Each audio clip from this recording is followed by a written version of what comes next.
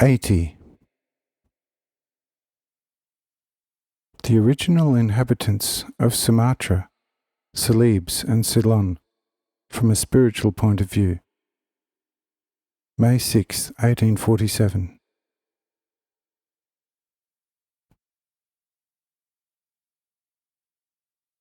Original content summary.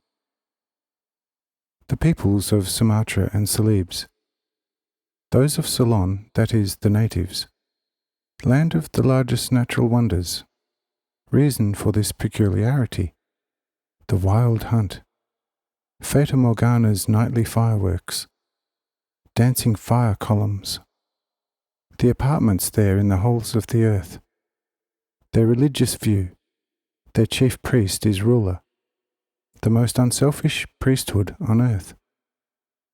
Effect of this behavior. Immense prestige and unlimited love. Miraculous power. Court of this chief priest. Its inadequacy for Europeans. They are deists. Their island is the world. Their other religious, spiritual, etc. views. Their opinion about Christ. Otherwise good insights. This people has in its simplicity still the type of psychic abilities primitive times. They are Zendavesta followers and, note well, understanding and loving Jesus so they can easily come to the truth.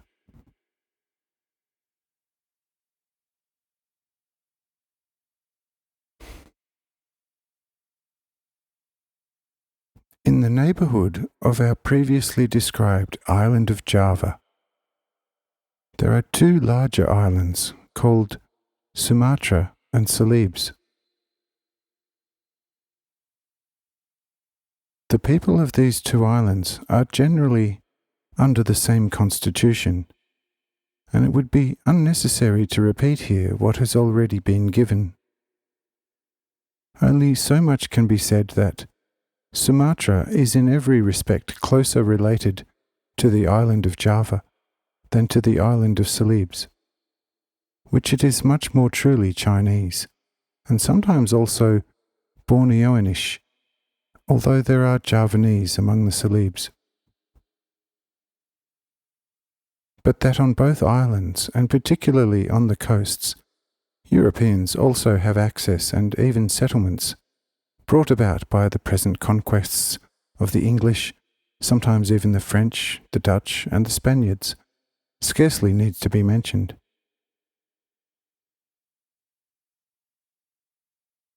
Salon.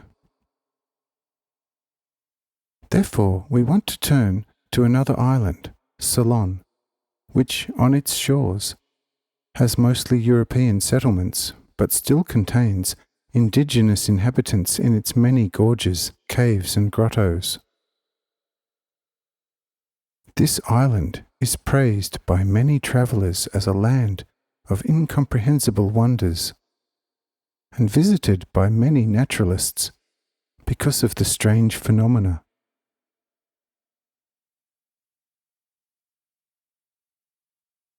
It is true that this island, of purely volcanic origin, has the greatest subterranean connections, which are even connected with the living bowels of the earth through large canals. That this causes some strange phenomena which do not occur elsewhere will be easy for you to understand if you look back on everything that was communicated to you in the natural part of the earth's body, and partly also in the spiritual part of it.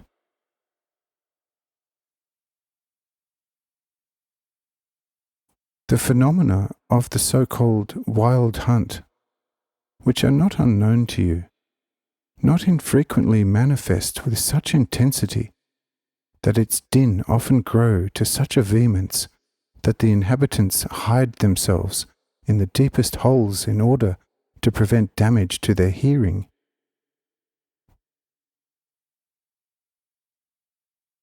In addition to these disturbing phenomena, there is an even greater quantity of meteoric phenomena, which at certain times occupy no less the eye than the noise would the ear.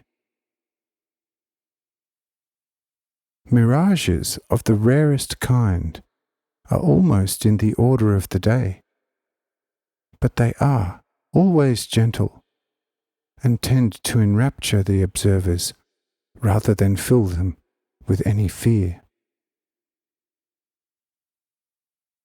But terrifying and frightful are the nocturnal fiery phenomena, which also occasionally cause small local devastations.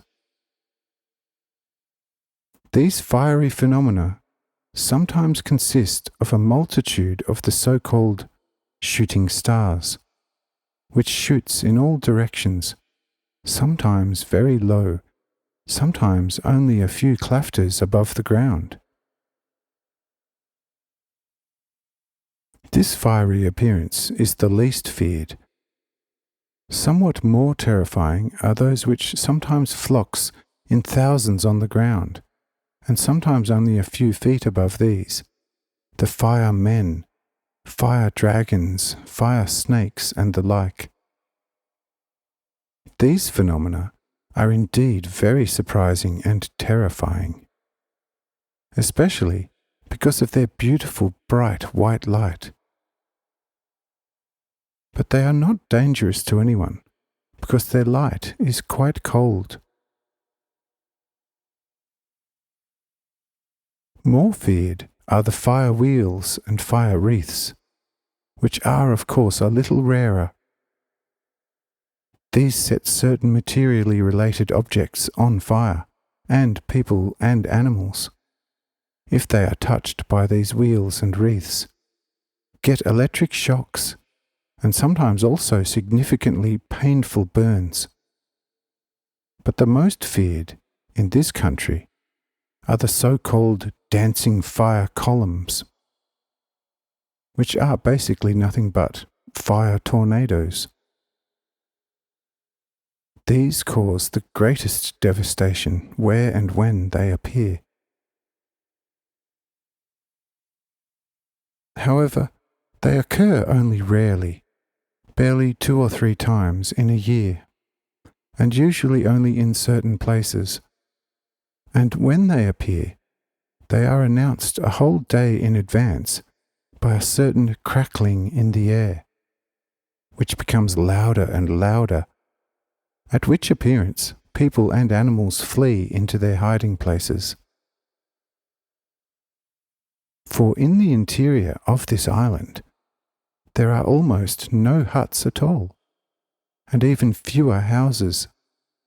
And, as has been shown before, people and animals live in holes in the ground, which the people who inhabit them decorate with all kinds of clumsy carvings and braidworks.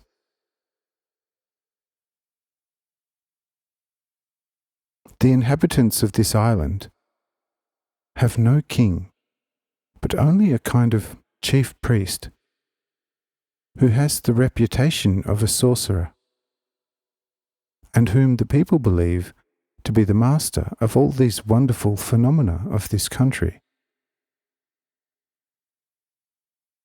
This sorcerer also has a considerable amount of assistants whom he teaches and then places them in all parts of this country, which have the business of instructing the people in the particular religion, and also to prescribe the manner of behaviour necessary to avoid any damage from the phenomena.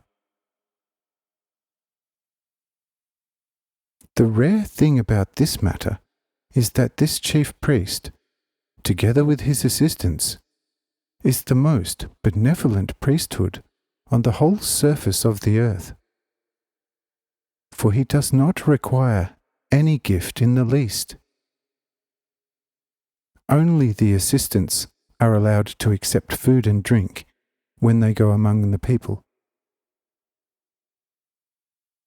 But the people, perceiving the benevolence of this priest, is eager to give him the most beautiful and exquisite animals of their herds, of which he never takes anything more than what he needs for his very simple household supplies.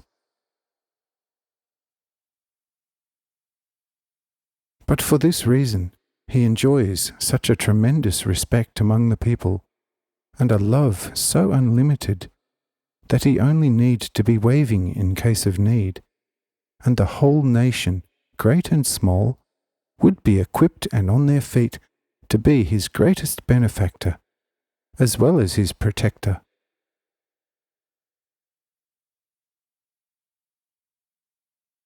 You may find it strange about this so-called spell priest that he, as well as his assistants, really possesses a magical power by means of which he can command all the animals. And they follow him on a wink, and no animal from the greatest to the smallest on this island is excluded. This, however, also procures him the greatest respect when he sometimes passes through a whole pack of rapacious animals completely uninjured, as if through a flock of sheep. Serpents, snakes, crocodiles are an ordinary sight on this magician's yard, and not one of these animals dare to make the slightest movement without his hint. Only when he commands them do they move quickly from their court and seek their food. The court of this chief priest is roughly in the middle of this island and is completely inaccessible to any European, partly because of the very dense scrub, partly because of steep, near unsurpassed rocky mountains, and partly also because the many troops of animals are here more abundantly at home than anywhere else. The natural phenomena discussed above, which even the most courageous Europeans do not trust so much, are a considerable obstacle, and so this island remains accessible only along the coasts at the European settlements. But the interior knows as little about the Europeans as does the interior of Africa and many other countries.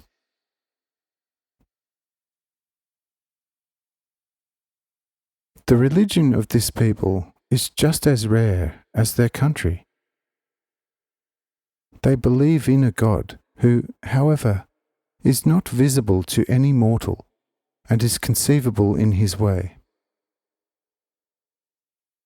But this God, from time to time, consecrates a man who, in his name, takes care of the earthly affairs because they are too petty for God and too unworthy of him.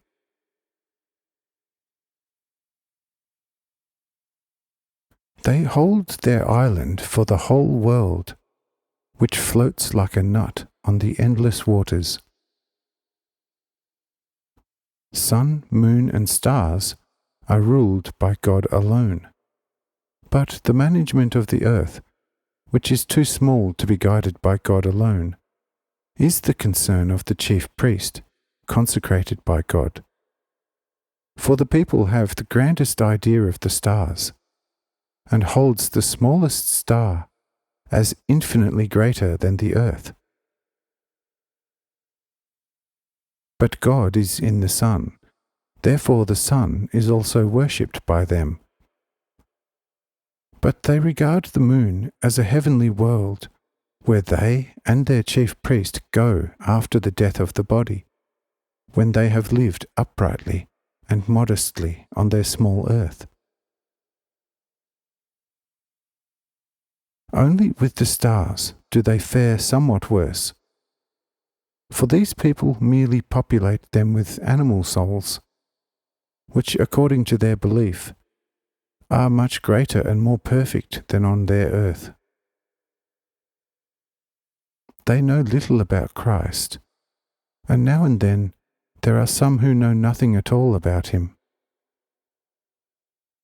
They are of the opinion that he was once a chief priest on their island, but he had removed his hand and went to some other earth to make the people happy there, because their ancestors became disobedient to him For though they regard their land as the only earth, they nevertheless believe that there may be in the sea, which is infinite in their opinion, other floating world bodies on which similar people reside. But they are nowhere as perfect as they are.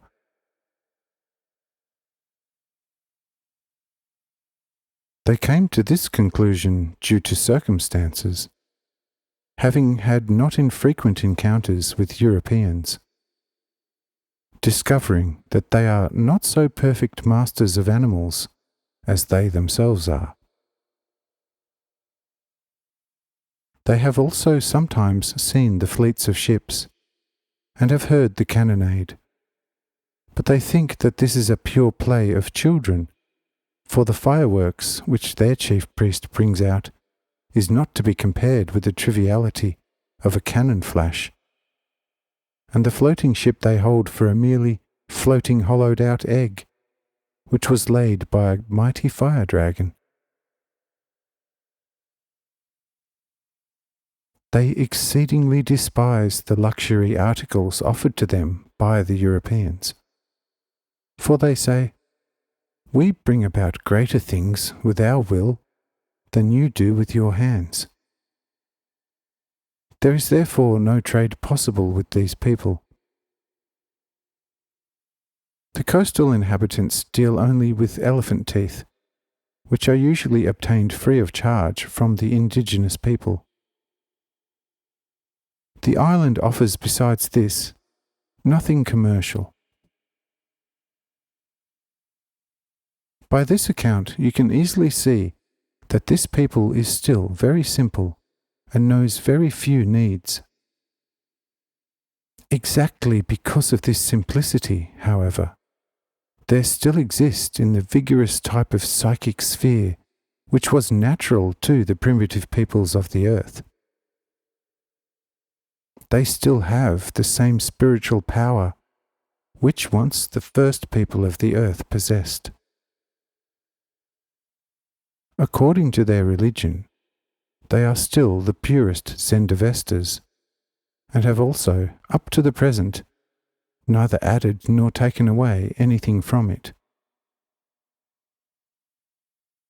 With these people, it is an easy task in the spirit world to introduce them to the gospel, for they easily love Christ, and are initially of the inclination to follow him in the beyond as their chief priest, initiated by God in their world, whom their ancestors not readily obeyed, transferring this original sin to all descendants.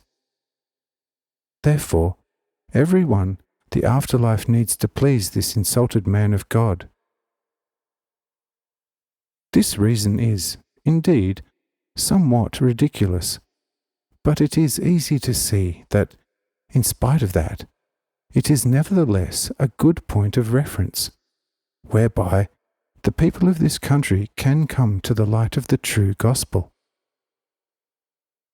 There is nothing more worthy of note in these people, so we shall return to another country next time.